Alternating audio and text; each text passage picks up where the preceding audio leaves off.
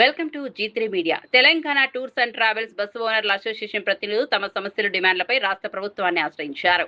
Association అధ్యక్షులు గోపాల్ రెడ్డి, ప్రతినిధి నరసింహారెడ్డి తదితరులు రాష్ట్ర రవాణా శాఖ మంత్రి పొన్నం ప్రభాకర్, రవాణా శాఖ కమిషనర్ను కలిసి పలు అంశాలపై వినతి పత్రం సమర్పించారు.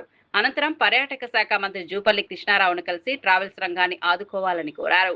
సింగిల్ డిస్ట్రిక్ట్ పర్మిట్ను యథాతథంగా కొనసాగించాలని, పిఆర్ కోడ్కు సంబంధించిన MFGOను రద్దు చేయాలని, తెలంగాణ ఆంధ్రప్రదేశ్ మధ్య రెసిప్రోకల్ ఒప్పందం కుదర్చాలని, ఆల్ తెలంగాణ పర్మిట్ తో పాటు సింగిల్ డిస్ట్రిక్ట్ పర్మిట్ ను కొనసాగించాలని, గ్రీన్ ట్రాక్స్ తగ్గించాలని, రవాణా రంగ అభివృద్ధికి ప్రత్యేక బోర్డు ఏర్పాటు చేయాలని విజ్ఞప్తి చేశారు.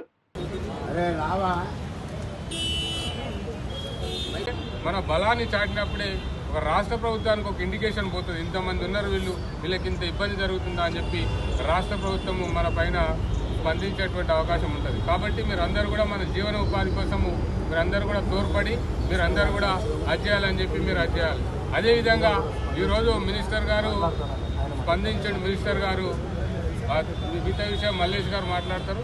ముఖ్యంగా ఏంటంటే మనం అందరం ఐక్యంగా ఉండాలి. ఆపరేటర్లు అందరూ మనకి భిన్నాభిప్రాయాలు ఉండొచ్చు. ఎవరికంటే బుకింగ్ విషయంలో కాంపిటీషన్ ఉండొచ్చు, ఇంకొక విషయంలో కాంపిటీషన్ ఉండొచ్చు, ఇంకో ఆయన మాట్లాడకపోవచ్చు, ఆయనకు మనం కూడా. కాకపోతే మన ఇండస్ట్రీ మాత్రం అందరు బతికేది ఒకటే దగ్గర.